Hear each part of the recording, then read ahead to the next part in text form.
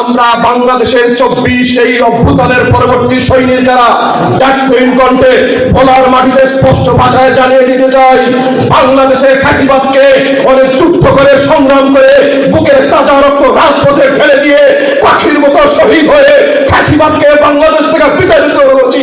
24-এর পর বাংলাদেশে কোনো ফ্যাসিস্ট যদি আবার উত্থান ঘটাবার চেষ্টা করে আগের জন্য পালিয়েছে, চ্যালেঞ্জ দিয়ে বলতে পারি আপনারা কিন্তু পালানোর জায়গা পাবেন না।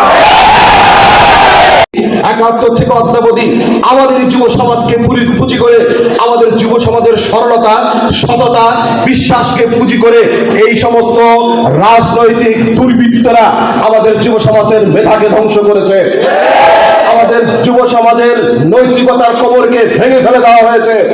আমাদের যে শুধুমাত্র শিক্ষা ব্যবস্থা, এই শিক্ষা ব্যবস্থার মধ্য দিয়ে আমাদের সন্তানরা শিক্ষিত হয় বটে, কিন্তু উপযুক্ত কর্মসংস্থানের অভাবে যখন তাদের পায়ের স্যান্ডেলের তলা ক্ষয় হয়ে যায়, শাসক গোষ্ঠীর ওই সকল মদতপুষ্ট এমপি মন্ত্রীরা আমাদের যুবকদের হাতে চাকরির কথা বলে তাদের হাতে তুলে দেয় মাদক, তাদের হাতে তুলে দেয় অস্ত্র এবং তাদেরকে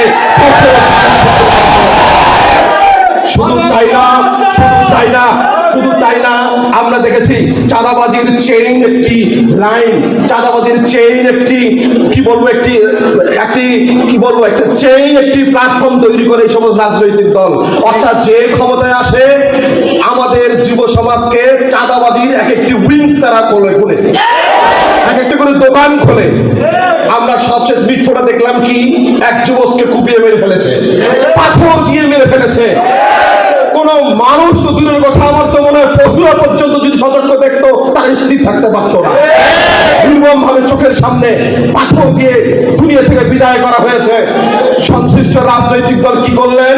9 তারিখ পাথর চাপা দিয়ে মেরে ফেলা হলো, 10 তারিখ মিডিয়া আসে নাই, 11 তারিখ যখন মিডিয়া আসলো তখন সেই দল অব্যাহতির পদত্যাগ বা বহিষ্কারের ঘোষণা দিলেন। বহিষ্কারের কেন ঘোষণা দিলেন? হত্যাকাণ্ড ঘটেছে এই কারণে না, বরং বহিষ্কার করেছে চাঁদাবাজির একটা উইংস বন্ধ হয়ে গেল, এই কারণে বহিষ্কার করেছে। আমরা বাংলাদেশের 24 সেই অভ্যুত্থানের পরবর্তী সৈনিক যারা ডাকহীন কণ্ঠে ভোলার মাটিতে স্পষ্ট ভাষায় জানিয়ে দিতে চাই, বাংলাদেশের ফ্যাসিবাদকে অনেক যুদ্ধ করে সংগ্রাম করে বুকের তাজা রক্ত রাজপথে ফেলে দিয়ে পাখির মতো শহীদ হয়ে ফ্যাসিবাদকে বাংলাদেশ থেকে বিতাড়িত করেছি। 24-এর পর বাংলাদেশে কোনো ফ্যাসিস্ট যদি আবার উত্থান ঘটাবার চেষ্টা করে আগের জন্য পালিয়েছে, চ্যালেঞ্জ দিয়ে বলতে পারি আপনারা কিন্তু পালানোর জায়গা পাবেন না। বাংলাদেশের প্রতিটি জনপদে, প্রতিটি আনাচে কানাচে, পাড়ায় পাড়ায়, মহল্লায় মহল্লায় শুধু ধর্মপ্রাণ মানুষ নয়, প্রতিটি দেশপ্রেমিক, ধর্ম বর্ণ নির্বিশেষে সবাই আজকে জাগ্রত। জুলাই অভ্যুত্থানের আমরা একজন অংশীজন।